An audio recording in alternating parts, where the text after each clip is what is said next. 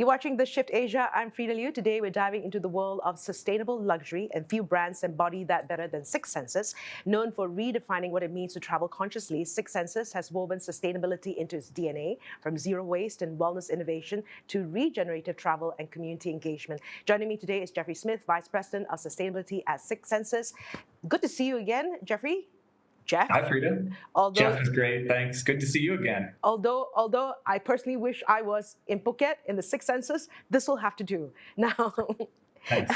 Six Senses is often seen as a benchmark for sustainable hospitality. So, how do you define sustainability in the context of luxury travel?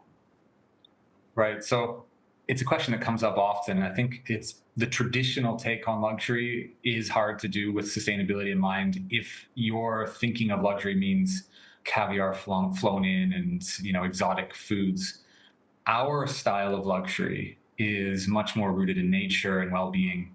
And for our guests, we feel that part of the luxury offering is for them to have that guilt-free vacation or that guilt-free stay, Okay. with the trust of knowing that everything has been carefully curated for them to make sure that it is lowest possible impact on people and planet and doing some good in the world. Right.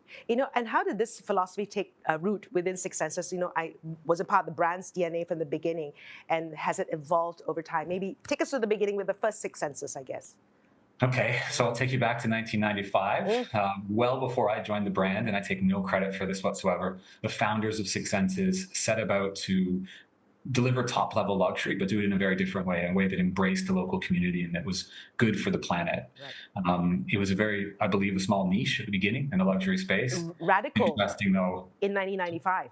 95, it's pretty far Radical. back, yes. And it's evolved quite a bit over time, of course. So we, as a brand, we've evolved from doing more barefoot luxury, Robinson Crusoe style private islands, which we still do. Right. But we also now are working in urban environments, and we have a ski resort in the Alps, and we're in a lot of different kind of typologies, but trying to stay true to those roots of the brand. Right. So our take on sustainability, I would like to say, has matured Yeah. well over the 30-year history of the brand, Right. and as it has for the whole industry, really. Right. And many hotels have sustainability policies, but Six Senses seem to embed it into every detail, from architecture to menus to spa treatments. Can you give us some examples of how that translates into daily operations? Sure. So yeah, it does. It is embedded into all of our operational standards, our brand standards, also on the design side.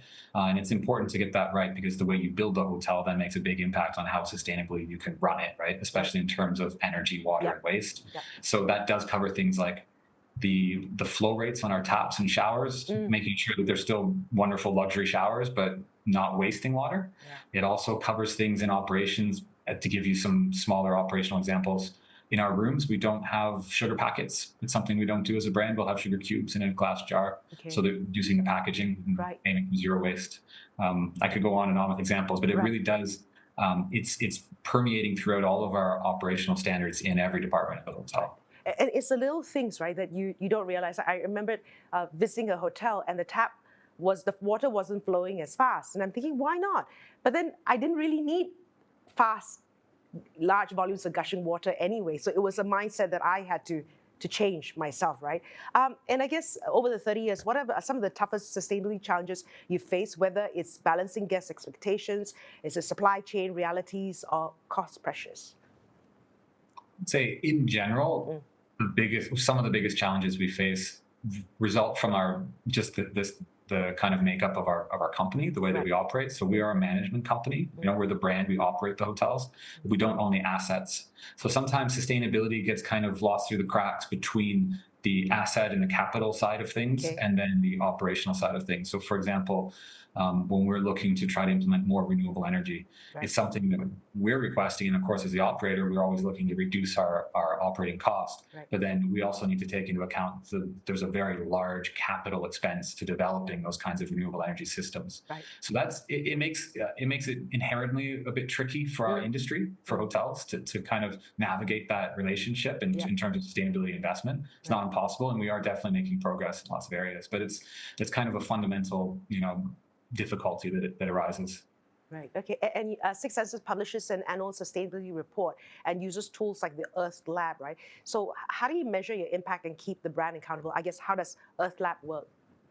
Okay, so Earth Lab is our dedicated space to engaging guests and showcasing innovation on sustainability. So we're doing things like upcycling waste materials, for example, taking broken glass and melting that into jewelry, Oh, and doing that with guests as a workshop, so it's something they can take home, or even just simple tips like how to make your own toothpaste. And we'll do that with guests so that they have those skills. They can go home able to make their own toothpaste at home, which is healthier, safer for them because of the ingredients. You know everything that goes into it, and also you don't have to buy those little tubes that are not recyclable that our toothpaste always comes in.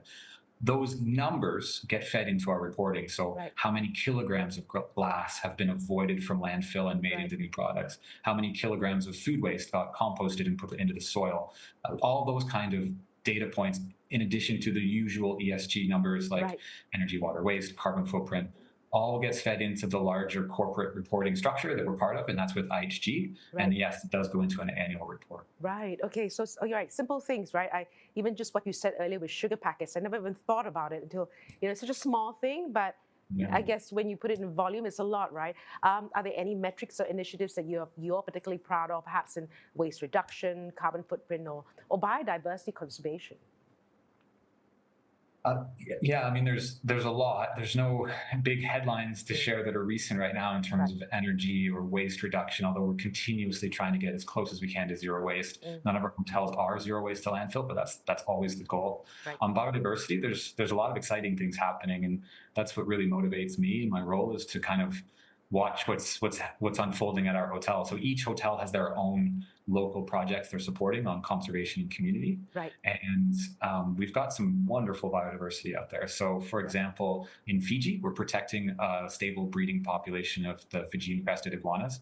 It's a Huh. critically endangered species. I believe there's only 3 wild populations on the planet, and one of them lives at our resort. Right. So they're very special. They're very special little lizards. Right. And back to your first question, sustainability in the luxury space. This is kind of our take on sustainability. Is that these are super rare, critically endangered animals, and you can interact with them in a safe way. You can do an iguana spotting tour, and you can learn about how you, as a guest, are contributing to their conservation status just by visiting that hotel. Right. Okay. So, So on that front, there's yeah. there's 40 iguanas. You Right. asked about some numbers. Sorry, 40 iguanas, and we're expanding their habitat. Sorry, that's what I was trying to get No to. problem. No, back to your guilt-free travel, right? You feel good that you're spending money and it's going to a particular cause, right? So Yeah. animals and people, right? So and how does Six Senses then support the local communities where you operate, and maybe I guess what's happening in Phuket where you are? So on both animals and people, conservation and community, we have a fund. Right. Every hotel has its own fund. It's decentralized, so it doesn't come to my office at the corporate office. It stays at the hotel, and it's Yeah. earmarked to be spent locally. And we prefer hyper locals, like the village down the road, Right. on projects with measurable impact for people or environment. So on the people front, a really great project that's been evolving over the last few years. To give you an example, is happening at Six Senses Ziggy Bay in Oman. Mm-hmm. It's a very remote region of Oman on the Musandam Peninsula, Right. about 2 hours from Dubai, and we're right next to a very remote community where we've been helping people get to school, mostly young girls. And in that region, there's not a lot of options for education for girls as they get older. Right. And I think this year we've hit over 564, if I got that number right, Mm-hmm. young students with increased access to education, just as a result of that hotel's work. Right. Helping the kids get to school, funding education, programming at the schools, helping with teaching supplies and that sort of thing. Right. And So, yeah, in Phuket where you are you also like sourcing locally as much as possible? Of course, yeah. Yeah. So near Phuket, technically it's a smaller island Yeah. off of Phuket. Six Senses Yao Noi on Po Yao Noi. Okay. Beautiful resort. We're on our community projects there. So I didn't specifically answer your question. Our biggest community project there, we've been helping communities get access to clean drinking water, and that's Okay. by installing drinking water filter stations at many points around several communities, actually, not just on the island, on the mainland as well. And that project is helping tens of thousands of people. I don't have the exact number, but I think we've surpassed 30,000 people this year, Right. within this year, with increased access to drinking water in a region where otherwise we're dependent on plastic bottled water, right? Right. Yes, we're always trying to source local. We want to support our local farmers for economic support. We want all of our communities to be business partners with us in this tourism business that we're operating. Right. It's never perfect. We don't have anywhere that's 100% Yeah. sourcing but we do. That's one of the metrics that we track Right. in our sustainability management system is what percentage of supplies are coming from local communities, and it's the number we're always trying to improve. Right, wherever possible, right? Yeah. We buy local wherever possible. And what trends are you seeing in traveler behavior? I guess now choosing hotels based on their sustainability credentials. Do you see that changing, or whatever other trends are you seeing? Yeah. So the trends are going up for sure in terms of market demand for sustainable hotels. I think there's a few good indicators on this. One is the number of hotels with third-party certifications. So on Booking.com, as an example, I believe that number went up from 2024 in this year to 2025. It went from around like 18. Well, I'll get that number wrong, but let's say it almost doubled. Oh, wow. The number of hotels with green, the number of hotels listed on Booking with green hotel certification. So it's third-party certifications that are, authority saying those hotels are sustainable. Right. There's also a lot of market data. So Booking.com again does an annual survey for travelers' trends. There's a report out there from Expedia.com. There's a report from Deloitte. These are all public. You could download them if anyone wants to search for these reports. And the numbers are coming in anywhere, surveying all travelers, do you want sustainability from your hotels? Right. That question can be asked several different ways, but essentially that's the question is, do you want to see sustainability from your hotels? And the respondents clicking yes are going anywhere from 64 to 85% of respondents are saying yes in those various surveys. Right. And those recent data is 2024 studies. Right. So definitely the number's been going up. If you did that survey 10 years ago, the number would be much lower. So there's an increasing demand for sustainability in the travel market. I'm just, when you're saying all these things, I'm just observing my own behavior. Would I if I would go to Booking.com or one of these sites, right, I would then look at hotels for my price range. And then when I look at the options, I see, two price range, so that one has sustainability as one of its factors, and that becomes a decision maker. But I think like my behavior might change over time. So I'm just, and where I'm from and all that. But yeah, interesting now. So Asia is home to some of your most iconic resorts. You just mentioned Fiji, but of course Thailand, Bhutan to Maldives, right?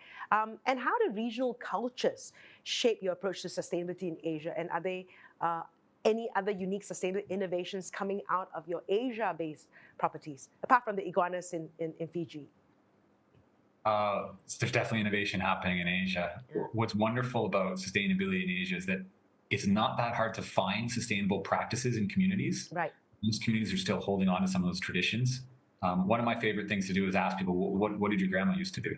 Right. And the answers you get are usually wonderful examples of living without plastic or without electronics with large carbon footprints, because we're not that far away from that lifestyle in Asia. We still have one foot in the village in most communities, which is wonderful. I love it.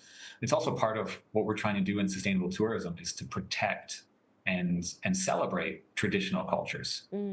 Think about it as one of the major drives for people to travel is to experience different cultures and food and lifestyles and dance and art and all of the wonders of culture, right?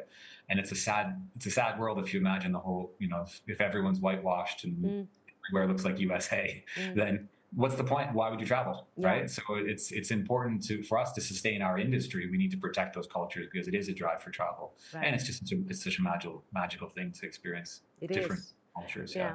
So for businesses in Asia, hospitality players or not, right? What's one actionable step they can take to make sustainability part of their brand and not just a marketing line?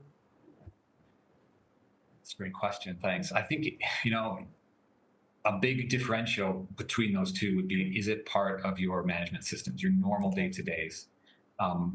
Starting maybe with whatever KPIs you're using right now to manage your business, where would sustainability fall within those KPIs? Right. And to integrate it into that process. Don't make it an add-on or an afterthought or a nice to have, but actually to integrate it into the business.